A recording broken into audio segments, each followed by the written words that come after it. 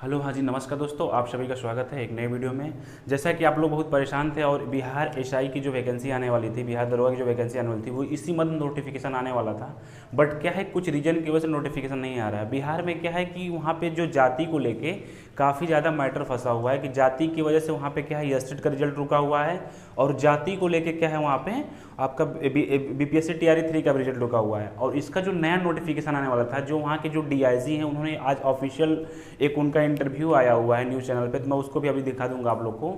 उन्होंने इसमें साफ साफ मेंशन किया, साफ साफ बोला है कि जो अभी 1275 वाले बच्चे सिलेक्शन हुआ है, उन्होंने उनका जैसे ही वो अपने ज़िले में तैनात हो जाएंगे, उसके बाद से क्या है, आपका नोटिफिकेशन आ जाएगा।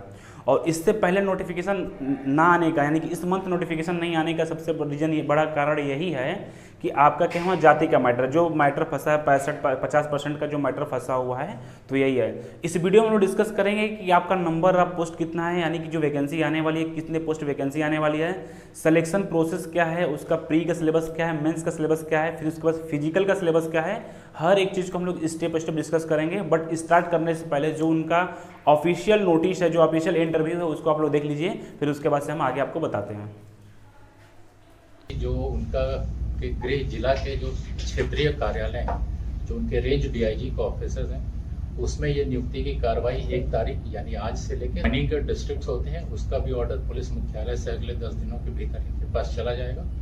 और अपने अपने आवंटित जिलों में जब ये योगदान दे देंगे, उसके पश्चात बिहार पुलिस एकेडमी में इनका बेसिक ट्रेनिंग शुरू होगा। जैसे ही हम लोग नियुक्ति की ये कार्रवाई कर रहे हैं, इसके अलावा अभी हमारे पास पाइपलाइन में करीब 20,000 से अधिक सिपाहियों की नियुक्ति का प्रस्ताव है, और उसके बाद करीब 2,000 के आसपास। तो पहला पॉइंट आप लोग का ये है कि कितने पोस्टों की वैकेंसी आ रही है। जो बिहार दरोगा की जो न्यू वैकेंसी आ रही है, वो आपका नंबर ऑफ पोस्ट रहेगा 2,000 से ज़्यादा ही रहेगा, 2,000 से कम वैकेंसी नहीं रहेगा। दूसरा पॉइंट है कि जो आपकी फीस स्ट्रक्चर है, अगर आप जनरल, ओबीसी और ईडब्ल्यूएस या अदर स्टेट से बिलोंग करते हैं, तो आपको मात्र 700 रुपये देना पड़ेगा। अगर आप एससी से बिलोंग करते हैं, तो आपको 400 रुपया फीस देना पड़ेगा।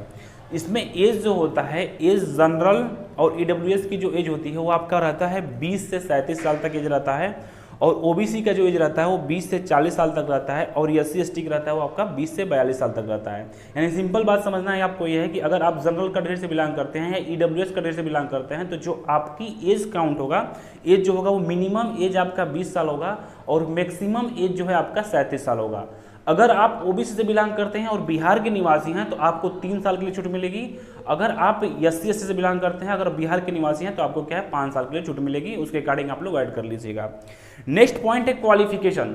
जो बिहार दरोगा का वैकेंसी आने वाला है, उसका क्वालिफिकेशन क्या है। अगर आप बीए किए हैं, बीएससी किए हैं, बीकॉम किए हैं या बीटेक भी किए हैं, तो आप उस फॉर्म को अप्लाई कर सकते हैं। बस कंडीशन यही है कि आप अपियरिंग में ना हो, आपको फाइनल मतलब आपका रिजल्ट जो आ जाना चाहिए। रिजल्ट अगर आपका आया है तभी आप अप्लाई कर सकते हैं, यानी कि आप पास आउट होना चाहिए। अपियरिंग वाले स्टूडेंट अलाउ नहीं है।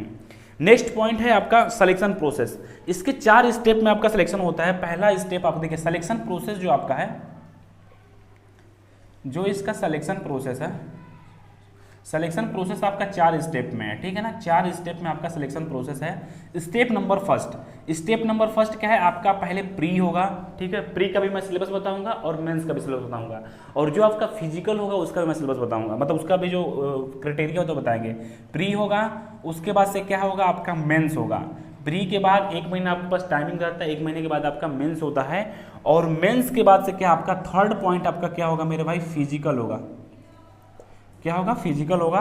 और at the end point, last point क्या है आपका, मेडिकल होगा। मेडिकल के बाद से क्या है, आपकी ज्वाइनिंग हो जाएगी।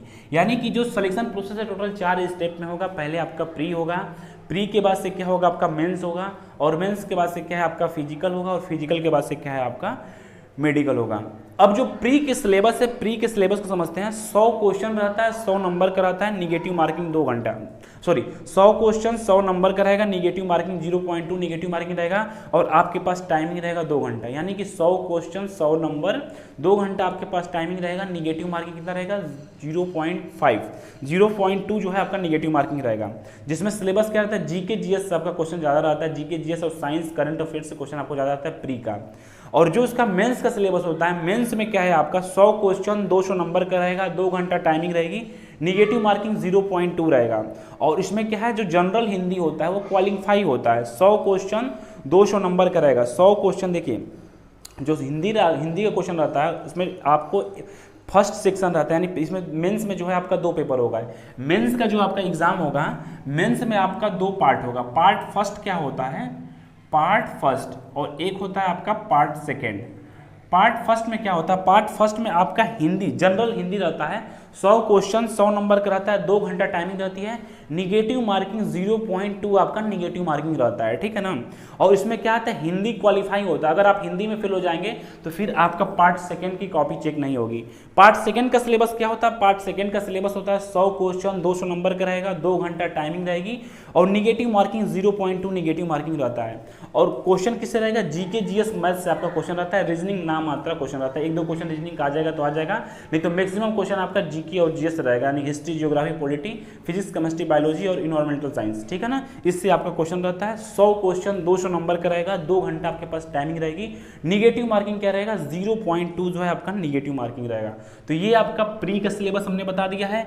मेंस का जो सिलेबस होता है 2 पार्ट में डिवाइड होता है, और दोनों का पेपर आपका एक ही दिन होगा, ऐसा नहीं कि अलग अलग होगा। हिंदी का अलग होगा और उसके बाद से जीके जीएस साइंस का आपका अलग ही पेपर होगा, ठीक है। 100 क्वेश्चन रहता है, 200 नंबर का रहता है, निगेटिव मार्किंग 0.2 आपका निगेटिव मार्किंग रहता है। अब हम लोग आते हैं इसके फिजिकल, जो इसका फिजिकल का प्रोसेस है। फिजिकल के प्रोसेस समझते हैं। जो आपकी हाइट होती है, हाइट जनरल से बिलोंग करते हो, बीसी ईबीसी, क्योंकि बिहार में क्या होता है, ओबीसी में जो होते बीसी ईबीसी आते हैं, तो जनरल बीसी ईबीसी की जो हाइट होती है वो 165 सेंटीमीटर होती है, और एससी एसटी की जो हाइट होती है वो 160 सेंटीमीटर होती है, और फीमेल की जो हाइट होगी 157 सेंटीमीटर होगा।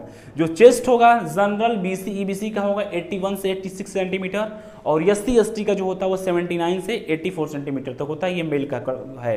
रनिंग, जो अगर मेल कैटेगरी से रनिंग होगा 6.5 मिनट में 1600 मीटर आता है। मेल जो हो, मेल कैटेगरी से जितने भी लोग बिलोंग करते हैं उनका क्या है, 6.5 मिनट में 1600 मीटर की रनिंग होती है, और लड़कियों क्या होता है, 6 मिनट में 1 किलोमीटर की रनिंग होती है। उसके बाद से क्या है, हाई जंप। हाई जंप जो होगा आपका लड़कों के लिए 4 फीट रहता है, लड़कियों के लिए 3 फीट रहता है। और लॉन्ग जंप होता है, लड़कों के लिए 12 फीट होता है और लड़कियों के लिए 9 फीट होता है। और गोला फेंक जो होता है वो 16 पाउंड का होता है, जो कि 16 फीट के लिए लड़कों के लिए होता है, और 12 पाउंड का लड़कियों के लिए होता है, जो कि 12 फीट के लिए लड़कियों के लिए रहता है। तो ये आपका पूरा कंप्लीट प्रोसेस है। जैसा कि हमने आपको बताया है कि आपकी जो वैकेंसी इस बार आएगी वो 2000 से अधिक ही आएगी, 2000 से कम नहीं होगा, पहली बात। इसके पहले जो वैकेंसी आई थी वो 1275 के अप्रॉक्स आपकी वैकेंसी थी, उसका सब कुछ कंप्लीट हो चुका है। जैसे वहाँ के बच्चे ट्रेनिंग से निकल के बाहर जाएंगे, यानी कि अपने डिस्ट्रिक्ट में अलॉट हो जाएंगे, उसके बाद से क्या आपका नोटिफिकेशन आ जाएगा। और नोटिफिकेशन हो सकता है कि इसी मंथ के लास्ट में या नेक्स्ट मंथ के फर्स्ट वीक तक आपका नोटिफिकेशन आ जाएगा। नोटिफिकेशन डिले होने का सिंपल से सिर्फ एक ही रीजन था कि जो बिहार में जाति का लफड़ा चल रहा है, और जाति के लफड़े में हर एक वैकेंसी को क्या है, काफ़ी रोका गया है। या स्टेट के रिजल्ट को रोका गया है। बिहार जो बीपीएससी टीआरई 3 है, जैसे टीआरई 1 टीआरई 2 इतना फास्ट हुआ था कि बीपीएससी टीआरई 3 लेट इसलिए हो रहा है क्योंकि वहाँ पे जाति का मैटर है। अब धीरे धीरे उस मैटर को सॉल्व किया जाएगा, और बाकी क्या है कि आपके जो वैकेंसी बची हुई है, चाहे जो एग्जाम होने वाला हो, बहुत फास्ट किया जाएगा। जैसा कि बिहार में 2025 में चुनाव है, तो चुनाव से पहले इनको हर एक चीज़ को कंप्लीट कर देना है। क्योंकि चुनाव से पहले इसलिए कंप्लीट करना है क्योंकि वहाँ पे वोट का काफ़ी ज़्यादा प्रभाव पड़ेगा। तो इस चीज़ को देखते हुए आपका 2025 यानी चुनाव से पहले हर एक वैकेंसी को क्लियर कर दीजिएगा, जितने भी वैकेंसी ये आने वाली हैं, चाहे जो आने की संभावना है। बाकी अगर आपको किसी प्रकार का कोई डाउट होता है, कोई कंफ्यूजन होता है, या किसी स्टेप में कोई प्रॉब्लम होता है, तो मेरे यूट्यूब के डिस्क्रिप्शन टेलीग्राम चैनल है, व्हाट्सअप नंबर है, आप उससे कॉन्टेक्ट कर सकते हैं। मिलते हैं आप लोग को नेक्स्ट अपडेट में। धन्यवाद। जय हिंद।